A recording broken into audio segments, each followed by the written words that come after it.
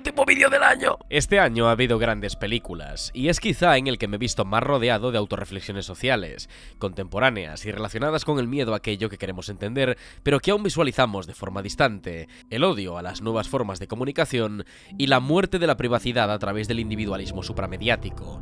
En consecuencia, a pesar de mi afán por las vicisitudes visuales y plásticas, este año me han enamorado las historias con corazón, aquellas que han tocado mi alma de forma violenta y me han transportado a un incómodo purgatorio, en el que me pregunto qué será de nosotros como especie y como seres humanos. Quizá estas emociones se han visto acrecentadas porque nos hallamos en un presente que está al borde de la guerra y la destrucción total. No es entonces sorpresivo que mis películas favoritas de este año hayan sido aquellas que tratan estos temas tan espinosos y a la vez terroríficos. La decadente perspectiva de la sociedad moderna en Triangle of Sadness de Ruben Östlund, el instinto por lo insólito en Nope de Jordan Peele y la crítica surrealista del miedo en Men de Alex Garland son grandes muestras de mis obras predilectas durante este año, pero ninguna ha despertado un sentimiento tan grande como el terror a la búsqueda de la verdad de los Daniels, porque para mí este año se ha coronado con Everything Everywhere All at Once.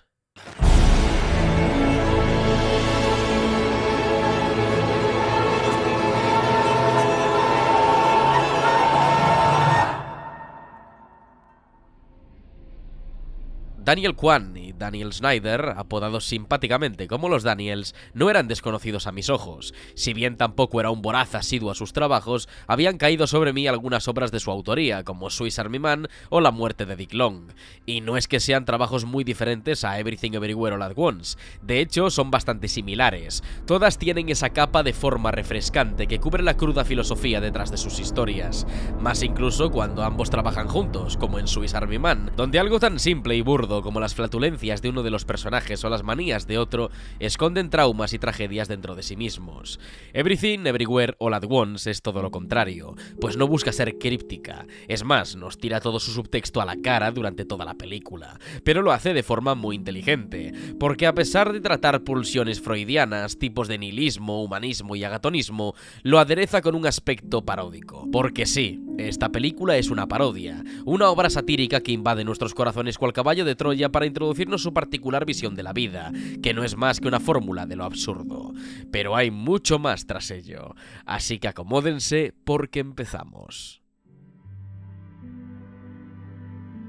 Esta película es una parodia del cine de superhéroes, y es así porque literalmente empieza con una norma de este tipo de cine, y es el aspecto monomítico, la ecuación Joseph Campbell, el viaje del héroe. Más o menos simplificado.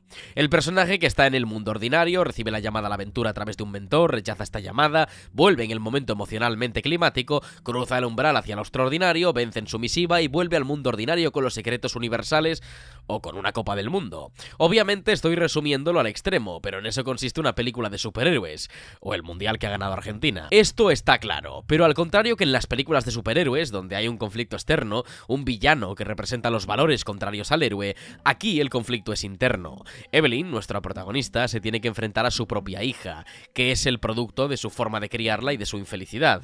Al final es una clara referencia a que Evelyn debe desafiarse a sí misma y salir adelante, aún a pesar de todo. Por eso, la acción de esta película es la válvula superficial que la construye. Porque sí, hay muchísima acción. Y los Daniels entienden mejor que muchos otros directores del propio género que parodian cómo funciona la acción de forma climática, porque dirigen con el miembro fuera.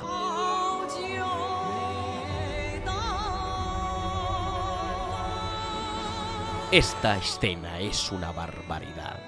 Pues sí, literalmente los Daniels han escrito su fumada nihilista y absurda, y a priori una idea o reflexión que solo verían 3 o 4 personas, o 5 si somos optimistas, se ha convertido en toda una sensación, en una obra aclamada y que ha conseguido ser comercialmente aceptable. Y todo ha sido gracias a esta frescura. Este aspecto, quizá ha sido también una forma de crítica, alude a la destrucción del multiverso, por parte de una criatura con un nombre ridículamente impronunciable y con una simpleza bastante llana. buena. Es lo que consigue hacer vendible a esta película, pero es incluso hasta irrisorio cómo los Daniels tiran de algo increíblemente nimio y barato para esqueletizar su película, mientras después utilizan recursos y formas de narrar absolutamente magistrales. Pues precisamente es ahí donde reside la clave de esta película, en lo ridículamente equilibrada que está, a pesar de que parezca una constante locura. Ahí entra un aspecto que hace que toda la película se pueda disfrutar aún más, y es su género, la comedia. Los Daniels, tanto juntos como por separado, han hecho siempre comedias, con un fondo depresivo reflexivo, vale, pero el tono formal siempre ha sido ese. Esta película tampoco es la excepción. La comedia tiene dos normas, la primera es haz reír y la segunda, dando igual como lo hagas. Y esta película lo hace de múltiples formas, y es porque ambos entienden lo que debe ser una comedia. No solo chistes con buen timing, que los hay a pares durante todo el metraje, sino también aprovechar todos los elementos de la narración. No tendrían por qué hacerlo, pero recuperan el arquetipo de pija con perro faldero que meten al principio de la película, para meterlo mucho más adelante, cuando se está atacando a Evelyn con un despliegue a lo Indiana Jones, si en vez de un látigo tuviera un Pomerania. Son este tipo de cosas, como marcarse un arma de Shesov recuperando el premio de agencia tributaria del principio, que solo parece servir como chiste ocasional, para organizar toda una batalla importantísima basada en metérselo por el culo. Es humor bien hilado y nada remanente, y te das cuenta de cuando un chiste no es barato, cuando lo puedes utilizar más adelante de muchas formas sin hacerlo cansino o repetitivo. Los Daniels son absolutos genios con este tipo de comedia absurda y consiguen condensar el drama universal de la destrucción total hasta convertirlo en una riña entre madre e hija, dejándonos claro, en última instancia, que somos unos trozos de mierda que no significan nada para el destino universal, y que los únicos que podemos destruirnos somos nosotros mismos. Pero bueno, a eso aún no quiero llegar, que la parte filosófica toca después. En esencia, Everything, Everywhere, All at Once utiliza el cine de superhéroes como conducto formal a través de la parodia y consigue ser más convincente que el 90% de estas producciones sin sabor y llenas de millones de efectos visuales. Y no es por tirarle a Marvel, pero lo más original que han hecho en la revolucionaria película de Doctor Strange en el multiverso de la locura es una pelea donde el pibe utiliza notas musicales de un piano para pelearse con su par.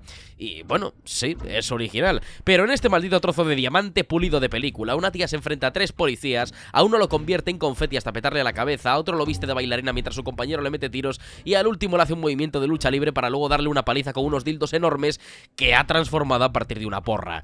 Y no tiene solo esto, porque luego, en uno de los climas de acción de la película, Evelyn salta a una vida en la que es cantante para conseguir capacidad pulmonar para aguantar el aliento en una sala que está llena de gas lacrimógeno, y luego volver a saltar para utilizar un escudo de antidisturbios como arma a través del arte de bailar con carteles. Quiero decir, la imaginación de los Daniels para las escenas de acción es inagotable, y las ejecutan de forma excepcional. Así que no solo es un envoltorio bonito, también resulta funcionalmente carismático y narrativamente esencial. Pero no nos distraigamos con este diseño de producción de locura, del que hablaremos ahora, y tratemos de lo que va la trama, porque esta historia está dividida en 3 actos. Everything, o sea, todo; Everywhere, en todas partes; All at Once, es decir, todo a la vez. Sí, a pesar de la traducción en castellano, que es todo a la vez en todas partes, la esencia de la obra es que sea todo en todas partes a la vez, porque su significado en este orden es muy importante. Abriendo el melón, esta cinta habla de cómo afectan nuestras decisiones a nuestra vida y a las de los demás, en una especie de efecto mariposa, pero aún más loco y menos pesado. Los Daniels articulan la estructura de la historia entre estos 3 elementos, y empiezan con el todo, porque deben asentar a los personajes y el principal conflicto de la obra. Este primer acto, que es el típico planteamiento, nos muestra la familia y el entorno de Evelyn, con una secuencia inicial que, a través de su sobresaturado e intencionalmente ordenado diseño de producción, nos muestra el caos en la vida de la familia, centralizado como foco neurótico en Evelyn. Su habitación demuestra ese caos, pero no es desorden. Está claro que ella quiere mantener un negocio ordenado y bien organizado, pero le es imposible por las circunstancias. Y esas circunstancias son sus familiares, que se nos muestran en el plano más importante de la película, el inicial. Vemos al marido e hija de Evelyn disfrutando de lo que parece ser un juego en medio de la noche. Están encuadrados en un espejo que es el reflejo de la realidad y que podemos entender como una ventana al pasado en este segmento, y rápidamente, con un corte, como una elipsis. Este detalle cuaronesco, al igual que en Harry Potter, Es una declaración de intenciones, no tanto como el nada es lo que parece, sino como una muestra de que esta es una de otras muchas realidades. Atravesar el espejo es abandonar nuestra realidad y entrar en otra, que a priori parece idéntica. Durante este inicio vemos que los círculos serán importantes como símbolos, como las lavadoras, los ojos y el círculo que remarca la falta tributaria en la declaración de Evelyn.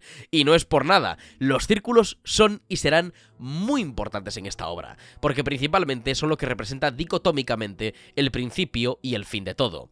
Por eso se representa con un bagel. Sí, un jodido bagel. Toda esta primera parte es la llamada a la aventura para Evelyn. Es la muestra de las diferencias con su hija, la declaración de divorcio de su marido, los valores retrógrados de su padre y lo estresante y negativo de su negocio. Así es como se siente Evelyn. Y mediante un montaje increíblemente molesto e incómodo, los Daniels nos transportan esas emociones. Todo cambia en su vida cuando llega esta suerte de distopía que puede cambiarlo todo, aun a pesar de que ella se muestre reticente hasta que no hay solución, y tiene que enfrentarse a su primer enemigo, que es una sensacional Jamie Lee Curtis en forma de funcionaria tributaria. Es aquí donde vemos el llamado todo. Todas las realidades que cambian a Evelyn según cómo las ha vivido, según sus decisiones, según cada mínimo cambio en su vida.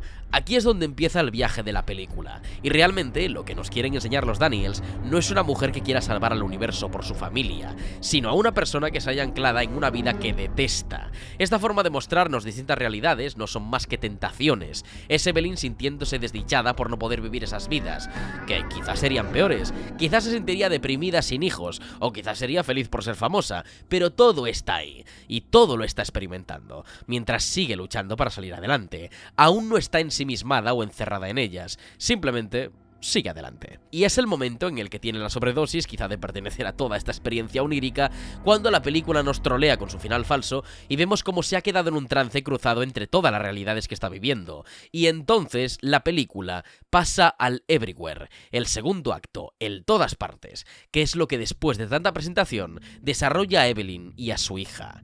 Ya conocemos todo, ya sabemos que todas las realidades posibles existen. Ahora preguntémonos qué hay dentro de ellas. La película nos responde rápido a esa cuestión, porque Joy nos lo muestra mediante su recalcitrante nihilismo. Y aquí es donde entra la parte antropológica y sumamente metafísica de la película, donde los Daniels nos dan su visión del mundo. Principalmente, toda la destrucción que quiere causar Joy es hacia sí misma y hacia todo lo que conoce, porque para ella nada tiene sentido. Este absurdismo, que se ve presente en toda la película por medio de su comedia y sus chistes sin sentido, se empieza a desarrollar filosóficamente. Camus, principal desarrollador de esta rama filosófica, declaraba que la existencia es absurda y carente de sentido, y se expresa de forma rebelde y rabiosa por la falta de herramientas para conocer la realidad. Es precisamente lo que ha afectado a Joy en su búsqueda de la verdad, pero al final ha caído en el nihilismo pasivo, aquel que se autodestruye y se rinde ante la nada. Porque sí, esta película es profundamente nihilista. Vemos constantemente cómo se nos presentan diferentes realidades infinitas y cómo Evelyn y Joy trascienden a una especie de espacio divino donde todo carece de sentido, y donde un bagel convertido en vórtice pretende tragarse todo hasta ser nada. Esta forma de ver la vida es una respuesta de Joy ante la mala relación con su madre, cosa que se nos enseña desde el principio de la película, cómo se siente incómoda por su sexualidad, cómo ya no pasan tiempo juntas, y cómo todo se ha vuelto una constante batalla, en la que ninguna de las dos se demuestra ya amor. Y ambas se encuentran en este círculo vicioso que solo les trae enfados y tristeza. Es por ello que la salida de Joy es el nihilismo destructivo, algo parecido a lo que Freud estipulaba como las pulsiones de destrucción, toda somatización que lleva a acabar con todo lo que uno conoce, incluido uno mismo, siempre de forma violenta. Este es el primer final de la película, aquel en el que Evelyn ve cómo sería su vida sin tener hijos, siendo exitosa, pero perdiendo el amor de su vida. Un universo en el que tiene dedos salchicha y acaba enrollada con una persona a la que no quiere, y su realidad, donde está ahogada en deudas, impuestos y una terrible sensación de vacío y caos. Evelyn ha sido influenciada por su propia hija y quiere acabar con todo porque se da cuenta de que ninguna de las realidades sería feliz. Todas sus respuestas en las diferentes realidades son nihilistas. Nada importa y nada tiene sentido. Y en esa ruptura con su propia identidad podemos ver el montaje de la película que lo demuestra. Vemos cientos de imágenes de diferentes Evelyns en diferentes universos. En algunos ni siquiera es una persona. Podemos ver un árbol, una escultura, una calavera. Evelyn trasciende en medio de este autodescubrimiento y se rinde. Y la forma en la que los Daniels muestran literalmente su rendición es convertirla en piedra, un elemento totalmente deshumanizado, inerte, sin capacidad de comunicación o movimiento. Ese es el fin de Evelyn y su hija, el momento en el que ambas aceptan que la realidad da igual y que nada existe y deciden dejar de hacerlo. Pero incluso siendo piedras, pueden comunicarse a través de los subtítulos. Vemos como Joy simplemente quería ser convencida por su propia madre de que este no era el camino, pero le ha decepcionado de la misma forma, hasta llegar a este momento. Y aquí entendemos por fin el significado del Bagel, del círculo como símbolo en sí mismo.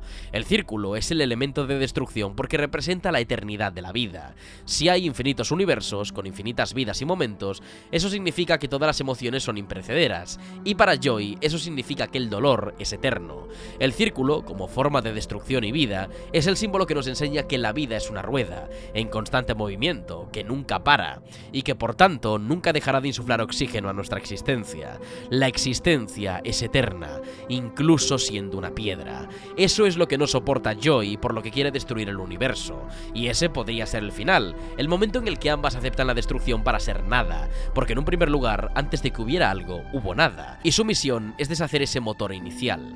Pero Evelyn duda porque ve algo que está presente en todas sus realidades, aún a pesar de rendirse, y es el ser humano. En su primera realidad observa cómo su marido consigue salvar los muebles por lo que ha hecho, y posterga el desahucio y embargo de todos sus bienes. En la realidad donde no se casan, él le habla de cómo, incluso aún habiendo sido un triunfador, aceptaría un futuro con ella viviendo miserablemente. Y en la realidad de las salchichas, se da cuenta de que incluso en un mundo tan rematadamente ridículo, y donde casi parece imposible mostrarse cariño, el amor siempre es posible. El ser humano es un animal que tropieza 2 veces en la misma piedra. Sí, y esa piedra es salir adelante. Somos unos seres que han sido capaces de hacer grandes cosas en un espacio de tiempo ridículamente escaso. Hemos generado miles de civilizaciones, aumentado nuestra esperanza de vida, volado y pisado una roca enorme en el espacio. Lo que ve Evelyn no es solo el amor de su marido, es la persistencia. Y la persistencia también es amor. Es no renunciar a aquello que quieres, no rendirse ante las adversidades y levantarte aunque hayas caído 100 veces. En eso consiste ser humano. Y Evelyn se levanta de su pesadilla nihilista porque entiende que hay un significado detrás de todo este sinsentido. Y ese significado es la supervivencia. Me encanta cómo estos dos desgraciados dirigen la escena en la que habla con su marido en el mundo alternativo, en el que no están juntos, a través de un stop motion, que le da un aspecto fantasmal y nostálgico a la escena, mostrando que Evelyn se siente dolida y verdaderamente preocupada por poder perderle, porque es la persona que da significado a su vida. Por ello se levanta para luchar, no con violencia, sino con cariño. The only thing I do know is that we have to be kind. Please, be kind.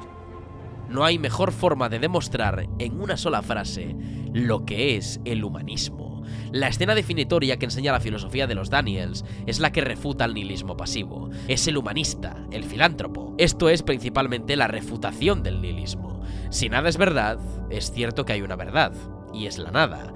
Por lo tanto, si sientes nada, ya sientes algo, que es la nada. I feel nothing.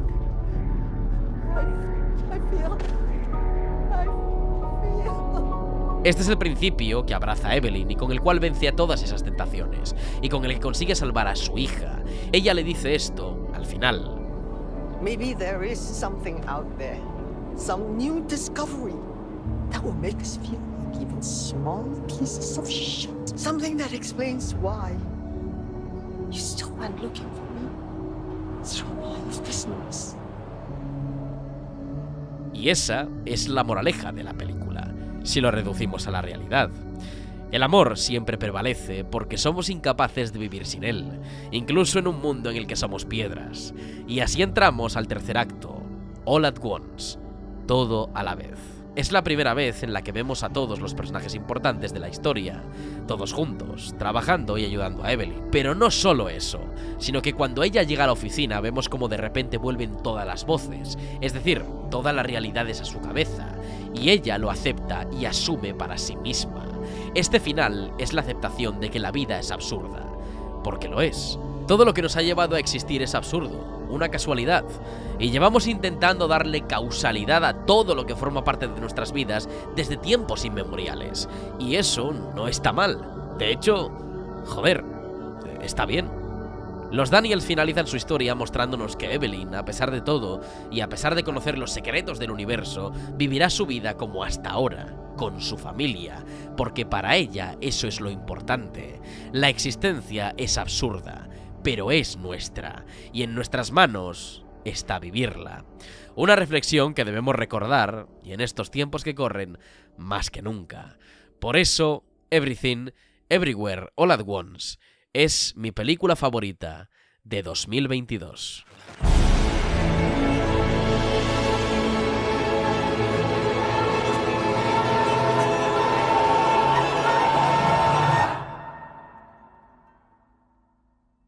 Hasta aquí hemos llegado. Espero que os haya gustado este último análisis del año. Sé que hay un vídeo por ahí de mis promesas de 2022 y tal. Intentad no hacerle caso. Con el tiempo he aprendido que en vez de prometer nada y decepcionaros, preferiré trabajar en silencio. Aunque una cosa os prometo para 2023, y es que intentaré dar lo mejor de mí para todos vosotros, porque os lo merecéis. Feliz 2023 y felices fiestas. Gracias por seguirme y por apoyarme, haga lo que haga y donde sea. Sin mucho más, me despido. Un saludo e id en paz.